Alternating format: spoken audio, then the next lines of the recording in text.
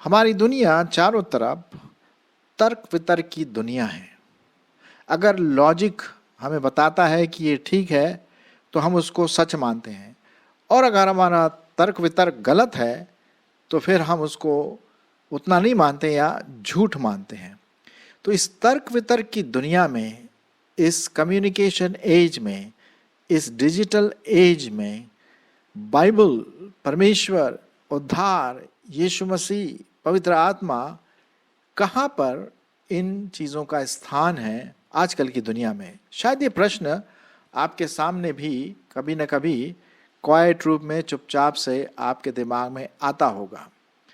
और ये कभी कभी बड़ा अचंभा सा होता है कि यार, बाइबल में तो ये लिखा है लेकिन हो ये रहा है ना।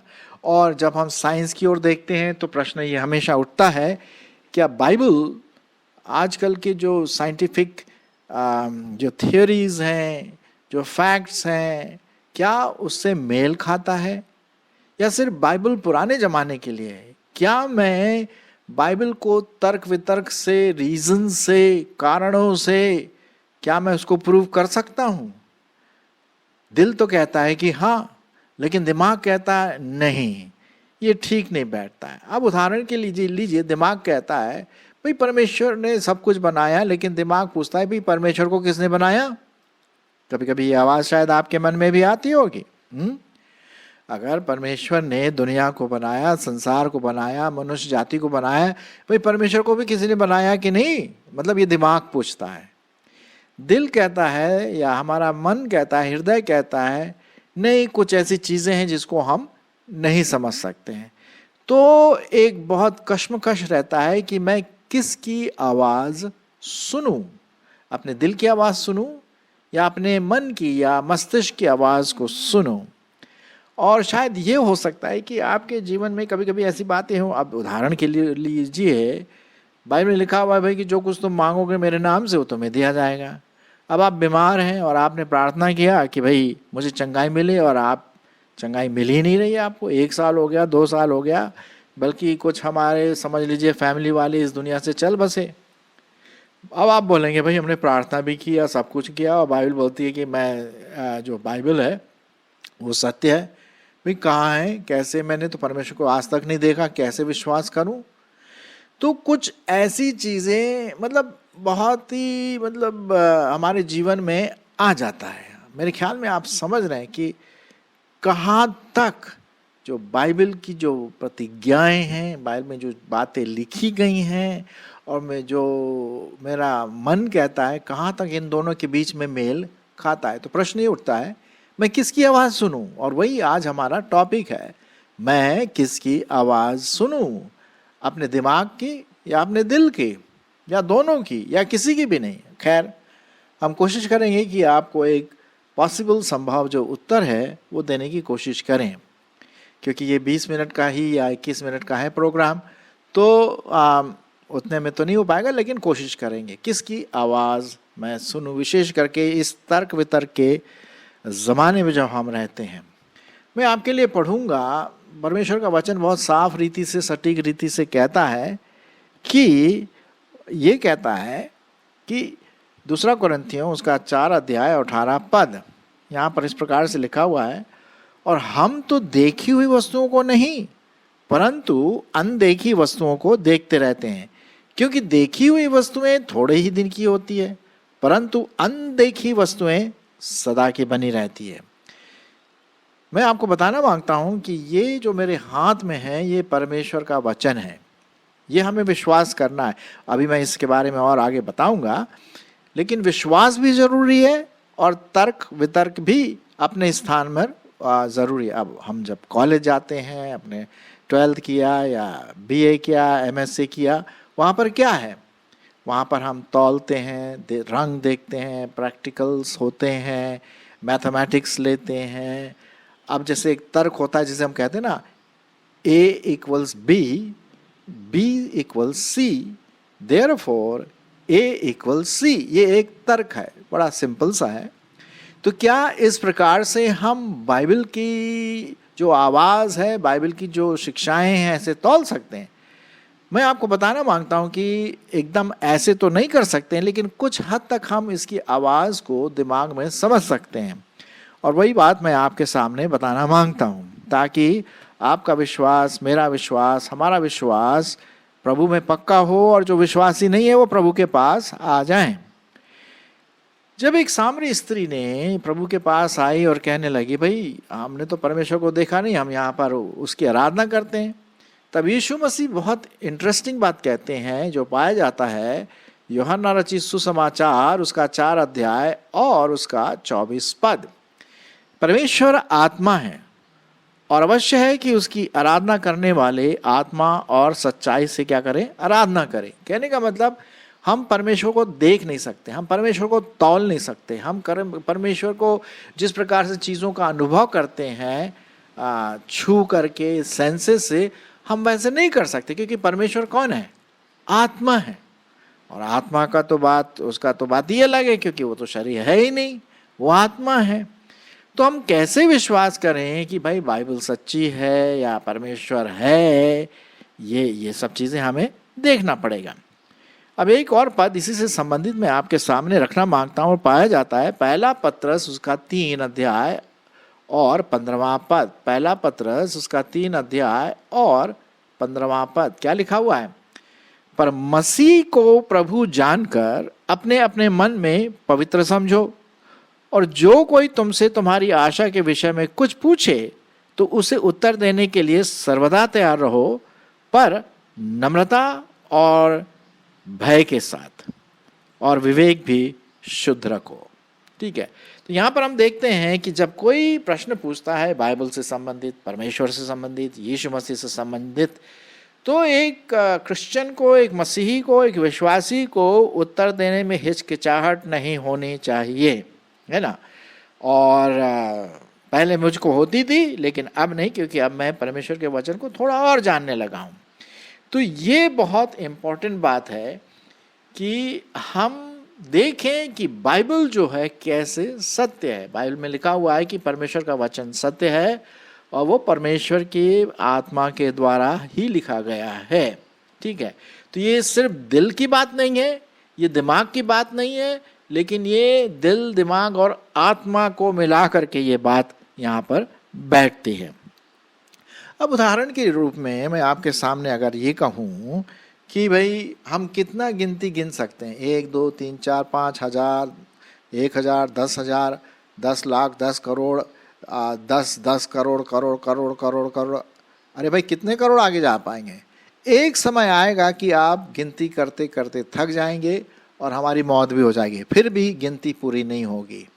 तो कहने का मतलब है ये है बहुत सिंपली कि जो तर्क वितर्क की जो बात है उसका लिमिटेशन है, उसकी एक रेखा है, उसके आगे हम जा नहीं सकते, क्योंकि वो अनंत तक तो हम गिन नहीं सकते, क्योंकि भाई हमारे साल 70 80 90 100 साल जो भी होते हैं उसके बाद खत्म।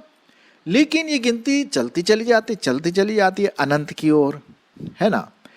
तो ये बहुत इम्पोर्टेंट है कि बाइबल में तो खैर एकदम ऐसे नहीं लिखा है कि इस तरह से तुम परमेश्वर को चेक करो, या इस तरह से तुम तौलो, देखो, पता पड़ेगा कि ये ठीक है कि नहीं। क्योंकि अगर आप केमिस्ट्री देखें, फिजिक्स देखें, मैथमेटिक्स देखें, तो उसमें ये सब होता है। लेकिन ये तो हमारे इस संसार की बात है, परमेश्वर तो इस संसार नहीं, बिल्कुल अलग ही है। और जैसे मैंने शुरुआत में आपसे कहा, परमेश्वर आत्मा है, और जो उसकी आराधना करें कैसे करें? आत्मा और सच्चाई से करें। लेकिन मैं इसके साथ साथ ये भी बता दूं मेरे प्रियो, बाइबल में कई प्रिंसिपल्स हैं, कई सिद्धांत हैं जो आजकल के साइंटिस्ट की जो डिस्कवरी है उसके अनुसार बिल्कुल सही होता है। हालांकि बाइबल कितना हुआ, 5,000 साल पहले लिखा है, और लेकिन आज साइंस की जो डिस्कवरीज है, इन्वेंशंस हैं, जो खोज है, बिल्कुल सटीक उतरती है। फॉर एग्जाम्पल, उदाहरण के लिए मैं बोलूँगा, किसको पता था कि हमारी पृथ्वी बिल्कुल अधर में लटकी हुई है? किसी को नहीं पता था। लेकिन बाद में जब साइंटिस्ट को पता पड़ा दूरबीन से देख करके, भाई हमारी पृथ्वी अटकी हुई है और वो सूरज के चारों तरफ घूम रही है। ये बात तो बाइबल में हम पढ़ते हैं, यशाया की किताब में भी पढ़ते हैं इसके बारे में कि परमेश्वर ने पृथ्वी को गोलाकार रूप में वो हवा में लटकी हुई है, कोई उसको संभाल नहीं रहा। अब बताइए ये जो बातें हैं वो कहाँ से आई? उन दिनों में तो दूरबीन भी नहीं था। ये और कुछ नहीं, पवित्र आत्मा की बातें हैं जो सच्चाई के रूप में बाइबल में लिखी गई। तो यहाँ पर देखिए, दिमाग भी इस्तेमाल हो रहा है और फिर हमें आगे विश्वास भी करना है। दोनों चीजें हैं, दिमाग भी इस्तेमाल करना है और दिल भी इस्तेमाल करना है, आत्मा भी इस्तेमाल करना है। अब मैं एक और पद आपके लिए पढ़ूंगा जो बताती है कि हमारे चारों तरफ जो सृष्टि है कितनी सुंदर है। इसका कोई ना कोई तो बनाने वाला होगा। भजन संहिता उसका 19वां अध्याय, भजन संहिता उसका 19 अध्याय और उसका 1 से 3 पद मैं आपके लिए पढ़ूंगा। आकाश ईश्वर की महिमा का वर्णन कर रहा है और आकाश मंडल उसकी हस्तकला को प्रकट कर रहा है। दिन से दिन बातें करता है और रात को रात ज्ञान सिखाती है। न तो कोई बोली है और न कोई भाषा जहां उनका शब्द सुनाए नहीं देता है। तो यहाँ पर हम पढ़ते हैं कि चारों तरफ जब देखते हैं पेड़ पौधे, नक्षत्र, सितारे, गैलेक्सी, सूरज, पृथ्वी और जो कुछ भी सृष्टि हमारे चारों तरफ है, क्या ये अपने आप आ गई? सवाल ही नहीं उठता। अगर मैं उदाहरण के रूप में एक उदाहरण दूं कि भाई मैं चल रहा हूं और चलते चलते मुझे घड़ी मिल गई रास्ते में, तो क्या मैं बोलूंगा ये घड़ी अपने आप आ गई? नहीं, आप भी यही बोलेंगे, यार नहीं, घड़ी अपने आप नहीं आ सकती जमीन में, इसका कोई ना कोई तो बनाने वाला है। अगर घड़ी है तो घड़ी का बनाने वाला है। यदि टेबल और कुर्सी है तो इसका बनाने वाला कारपेंटर और बढ़ई है ना। इसी प्रकार से, बिल्कुल इसी प्रकार से, अब मेरे पास ये लैपटॉप है, ये माइक है, ये अपने आप से तो जमीन से उगा नहीं, इसका भी कोई बनाने वाला है। तो ठीक जब हम सृष्टि की ओर नजर दौड़ाते हैं तो इसका भी कोई बनाने वाला होगा। अब यहां पर तर्क की बात आ गई है ना, भाई इसका बनाने वाला है तो कौन है? वो कोई और नहीं, हमारा सृष्टिकर्ता परमेश्वर है, यहोवा परमेश्वर है, और जिसने बाइबल हमारे लिए दिया, परमेश्वर का वचन। और ये सब चीजें हम पढ़ते हैं उत्पत्ति की किताब उसके पहले और दूसरे अध्याय में और तीसरे अध्याय में भी हम पढ़ते हैं कि परमेश्वर ने अपने स्वरूप में हमें बनाया और सृष्टि को भी हमें बनाया। तो ये मेरा कहने का मतलब यहां पर ये है कि जब हम इतिहास को की स्टडी करते हैं, हिस्ट्री के बारे में, तो वहां पर हम क्या देखते हैं? हम महात्मा गांधी के बारे में पढ़ते हैं, इतिहास में और लोगों के बारे में पढ़ते हैं। लेकिन कभी आपने महात्मा गांधी को देखा? नहीं देखा जी। लेकिन महात्मा गांधी के या दूसरे और महान लोगों की चीज़ों को, जगहों को, उसके पिक्चर्स को इतिहास में जब हम स्टडी करते हैं, हाँ भाई बिल्कुल था।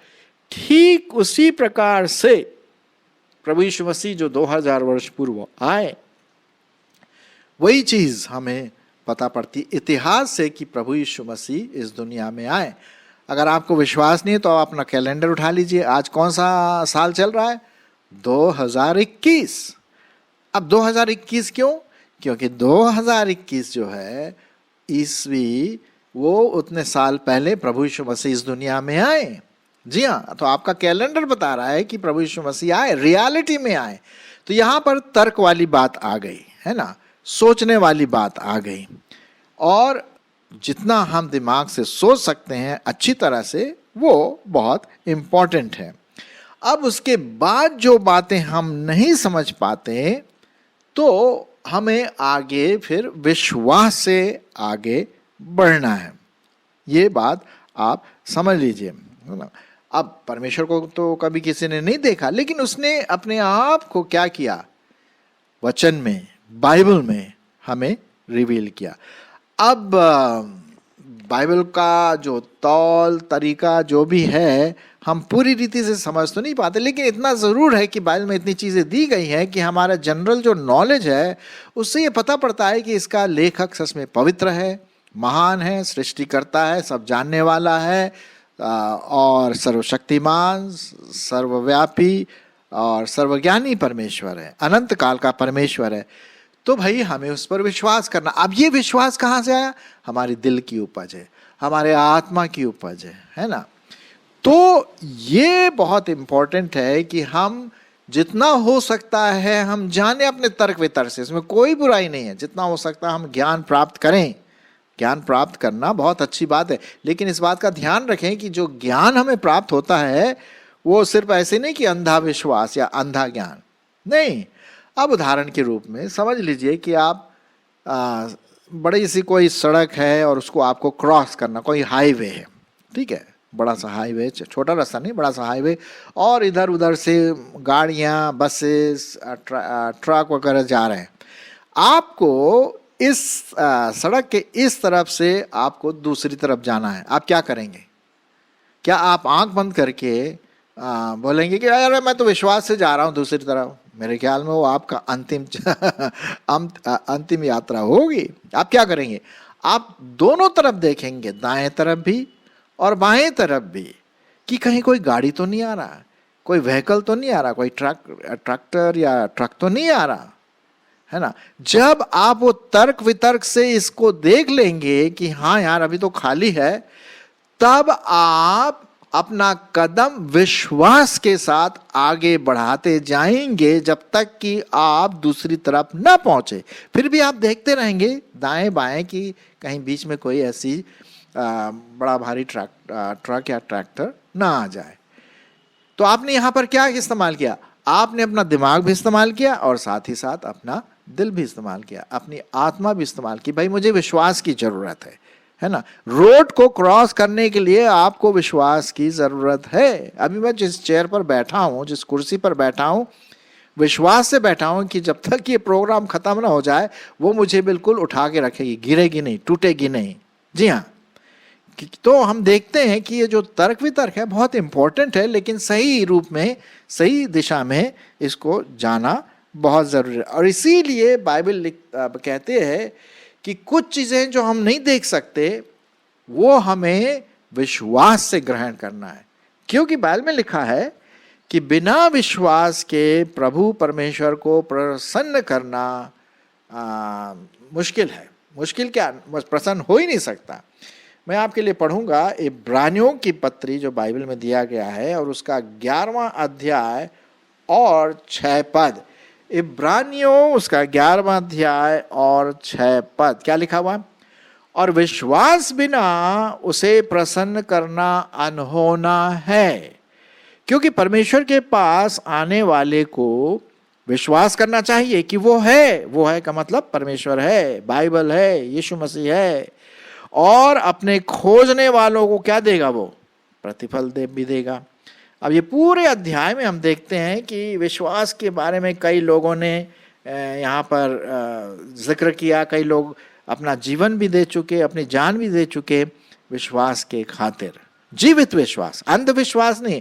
एक जो दूसरा विश्वास है वो अंधविश्वास है। अब उदाहरण के रूप में वही सड़क वाली क्रॉस करने वाली बात मैं आपके सामने रखना मांगता हूँ।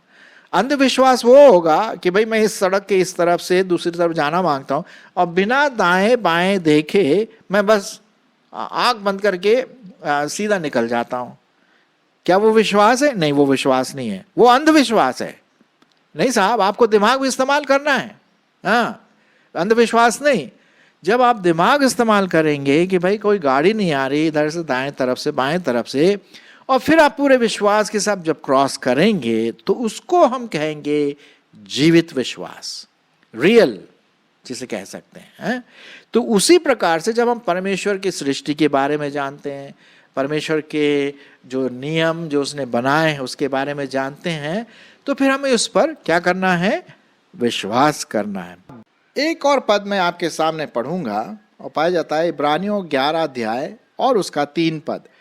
विश्वास ही से हम जान जाते हैं कि सारी सृष्टि की रचना परमेश्वर के वचन के द्वारा हुई है, ये नहीं कि जो देखने में आता है वह देखी हुई वस्तुओं से बना हो।